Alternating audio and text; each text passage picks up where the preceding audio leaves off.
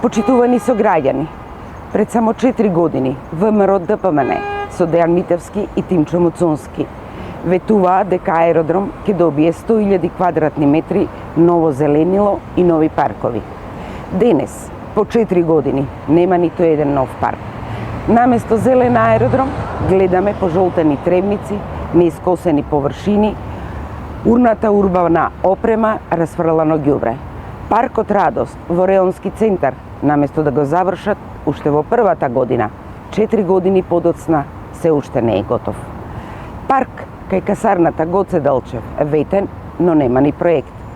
Нов парк во Ново Лисиче со содржини за сите возрасти, само празно ветување. Паметен систем за наводнување не може да ги поправат ни старите прскалки. Паркот Авионче требаше да стане мал луна парк, останува запуштен простор со паркирани возила на тревниците. Нови паркови за миленици во секој дел од аеродром, ниту еден не е изграден. Митевски и Муцунски не само што не подигнаа нови паркови, туку ги оставија да пропаднат и оние што беа подигнати претходно. Аеродром, некогаш најзелената општина во Скопје, денес е символ на запуштеност и ѓубре на секој чекор. Затоа прашуваме, со кое лице Дејан Митевски ќе бара втор мандат од граѓаните?